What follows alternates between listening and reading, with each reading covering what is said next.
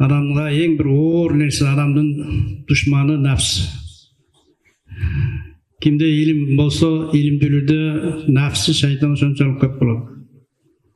Бүгінгі күнде байқап тұрасыздар, Қырғызстанда еркіндік, илім жаатында, мешітте, медреседе іштегендер толтырған. Бірақ ошонымен бергеліктелі бейқапар, сезім жоқтан, қайсыл жерде жашап жатасың, қаяққа барасың. Адамдың алдында тар кечүү, тайға қашу. Мұнан өтпей мүмкін емес та, тар кечүүде кессең суғалып кетеді, ашуға ассаң ұшып кетесің. Ошо ашудан ашпай мүмкін емес та, бүт бары ашудан ашады, тар кечүүден өтеді. Ал ошол адам уктайбы, бул адам бейқапар жүрөбү. Ақыл башқа, сезім башқа, парасат башқа. Ақыл бар, бирок сезимди, парасатты өз ордун иштете албайт. Нақшибанди рахмаулла Меккеге барганда барып кайра келгенден кийин суроо бериптир.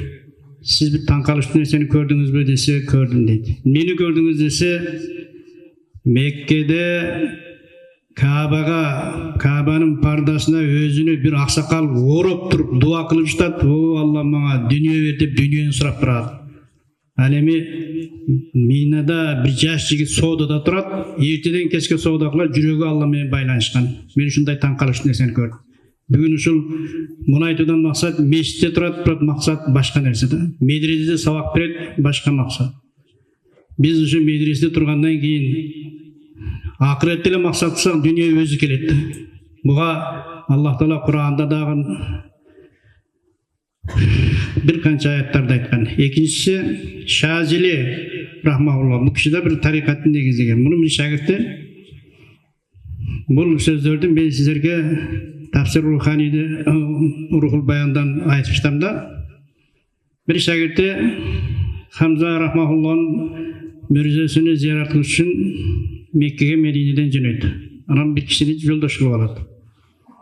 Анан барганда эле баягы кабырдын бул киши барганда эшиги ачылат, өзү култап коет экен. Турба бар экен, турбанын эшигин култап коет экен. Бир киши барса эле ачылат. Кирсе рижалы гайып, бир канча гайыпта көзгө көрүнбөй турган абдалдардан бар.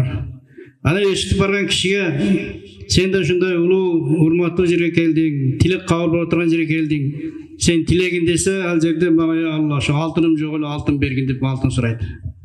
Кайра кайттык, Мединеге кайра келгенибизде эле баягы алтын сураганга бирөө алтын берди дейт. Ушул үчүн урматтуу туугандар, адам өзүнүн баасын билиш керек. Өзүнүн баалуулугун билбесе, дүнүйөнү бааласа тескери болуп калат да, адамдын баасы кетет. Жана дагы роликте айтып кеттик, көп сурайт да, молдогелер эмне үчүн дүнүйөгө кызыгат дейт. Дүнүйөгө кызыккан молдолор Мусанын атасы менен бир тууган баласы Карун. Карун байлыкта чектен чыккан, ал эми Фираун бийликте чектен чыккан. Ошо Карундун казнасын ачкысыны бир риваятта 70, бир риваятта 30 ушундай көп адам көтөрөт экен да, казнанын ачкысын ошончо киши көтөрөт, ушунчалык байлыкка жетишкен. Бирок байлыкка жетишкенде бул өзү Мусадан кийинки аалым болгон. Ошо Тооратта ушундай коозун менен окуган. Экинчи, ушул доордогу аалым киши дүнүйөгө берилди, дүнүйө батагынан чыга албады. Аллах Таала Кур'анда исқала лаху қаумуху ла тафрах. Коом айтты, сен кубанбагын, бикасраты дүния батарал хак. Дүниенің көптүгү менен кубанбагын. Инналлаха ла юхиббул фарихин. Аллах Таала дүние менен кубагандарды жакшы көрбөйт. Аптагы фима атакаллаху дарал ахира ва ла танса насибика минад дүния. Сага берилген байлык менен акыретке бет ал. Дүниедегі байлығыңды шу ақырет үшін жұмша, мұқтаждарға жұмша. Ва ахсин кама ахсаналлаху илайк. Алла сага жақсылық қылғандай жақсылық қыл. Ва ла табқи фил арзи фасад. Жер бетінде бұзықыны тарқатқа. Инналлаха ла юхиббул муфсидин. Аллах Таала бұзықтарды жақсы көрбейді. Күндердің бірінде Муса алейхиссалам зекет бойынша Қарунға қайрылды.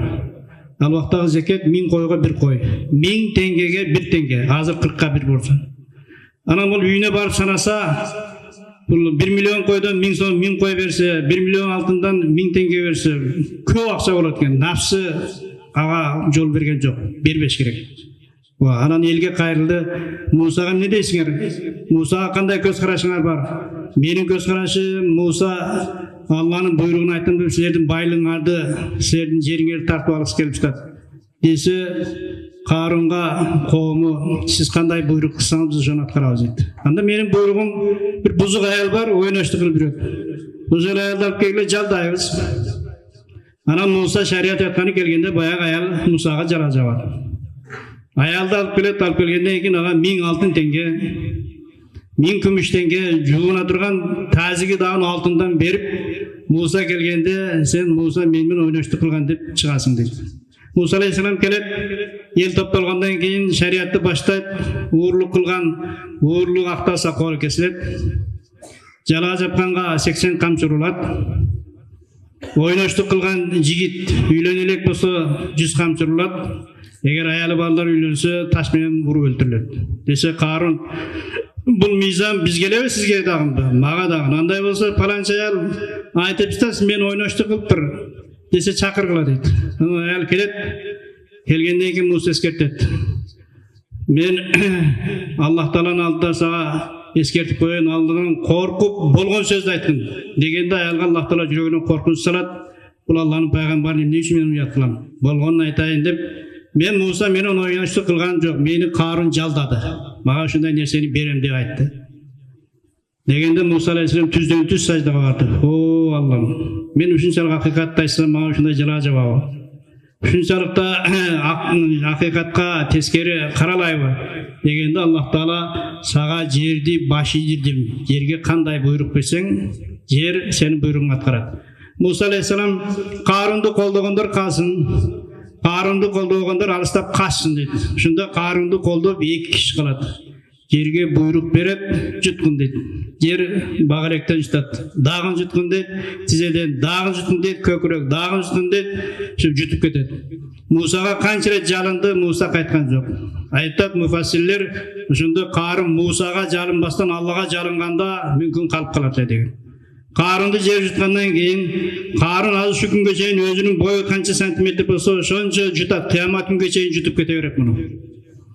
Эл эмне деди? Бул Муса Карундун байлыгыны алыш үчүн муну жерге жуткурду дегенде Муса алейхиссалам короосунда мал дүйнөсүн жутсун деген, короосунда мал дүйнөсүн баарын жутуп кеткен. Бул мен өзүм үчүн сабак. Адамзат 40ка чейин калыптанат, 40тан кийин калыптанбайт. 40ка чейин.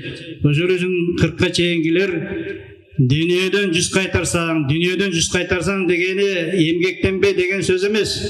Иштегин, мээнет кылгын, максатың Алла жолунда башкага жумшаш. Ошол максатта болсо бул өтө жакшы болот да. Айрыкча бүгүнкү күндө дүйнө көп да. Мисалы биз бала кезде дагы мынчалык адамдар жетишкен эмес дүйнөгө. Кийин жигит болгон мезгилде мисалы 30 жыл баштагы менен азыркы айырмасы мынчалык болгон эмес. Бүгүн илим таратыш үчүн сөзсүз нафсыңа каршы илим аласың, илимге амал кыласың. Мына шейх Түркиядан келген киши кече бир шеирди айтып берди. Ала таблугул илма ма юрид ва биттаква ялин лакал хадид. Бул деген илим менен каалаган максатыңа жетесиң. Бирок таквалык менен дүйнөдөн жүз кайтарсаң, темир саңа ээрийт, темир да жумшайт. Темир жумшайт дегенден адамдын келечекте канча бир кыйын машакаттар бар.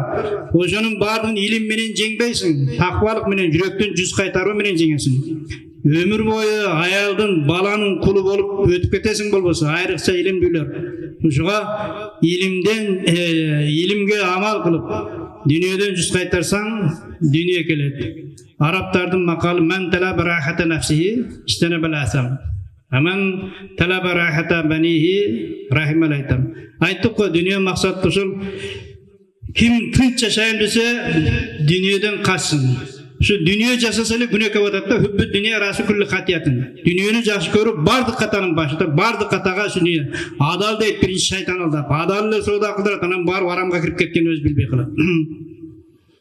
Kim özü tınç yaşayım dese günöden alыс bulat. Kim baldarım kordu körbösün dese jetim jesilerge kamkordu көрөт. Dünyaya işlevden maksat özümdü kamsız kılam, artıp kalsa tuğandarga, tuğandarga berem, medresege berem, yetimlerge berem. Fars tilinde aytadi, avval hiç, badaz darbish. Bugün dünya köp, tuğandık mamile azı.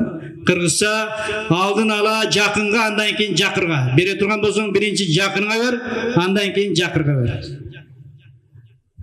Mehmet Ökbet'te urmattu kelgen studенттер, murdağı, moldakeler. Sizlerden ötünüş, bu жерден çıkkandan keyin bizim balakaylarga aytıp koysunlar. Bu yer başkaca yer, ben hazır bu жерде okup жүрген vakıtı tapпаймын. Ушул үчүн вакытыңар текке кетирбегиле, силер эртең биздей болосуңар. Силердин да вакытыңар тар болот, вакыт жетишпейт. Канча адам чоңойгон сайын, канча жашы өйдөлгөн сайын ошончо вакытсы жок болот. Бирок вакытсы амал менен болсо, илим менен болсо, элге жакшылык менен, жакшылык каалоо менен болсо өтө сонун. Аллах Таала ар бирибизге дүйнө акыреттин жакшылыгын берсин, вакыт текке кетпесин. Вакытты bir minüttü dağın minöndeşimiz gerek da. Kavarın barbı süyagın bir kapas, yanın bir kış atı hani bir nefes. Kavarın barbı süyagın bir kapas. Yanın bir kuş, anın atı bir nefes. Kuştun atı nefes bir dem. Kuş eğer çıksa kapastın bir bağıra, anı tışka tapalmayısın çağıra. Kuş bir yolu çıkıp geçse, kayra karmoğu ailasını tappaysın. Hayat bir dem, her dem ganimet. Yaşoğun bir dem, her bir demin ganimet. Baylık dep sözgün. Her demge alamca bergin kımbat. Her bir demini alamdın bağısın ber. Demin çıkıp durasın, alamda yaşap durasın. Şu her bir dem. Bu sofallarda etap, Allah'ın süyüktüğü bendelerim ne gökünüyor. Adamdın ökünüşü doldurada, biröv dünyaya jetpey, biröv ayalga jetpey, biröv maşinaga jetpey ökünöt. Alardın öküngönü bir demi Allah dep çıkpasa ökünötkende. Bir demi Allah dep çıkpasa şonu ökün kıla degen. Allah Taala her bir demimizni Allah dep çıkarışı nasip kılsın. Dünyada buga çeyinki tuura bagıt alıp kelgen, kayra bagıtыбызга kaytıştı. Bugün günde körkөm süйлөp, sözü menen özünün kılgan işi aykarışpagan kança adamlar var. Allah Taala her birine hidayet bersin. Assalamu aleykum ve rahmetullahi ve berekatuhu.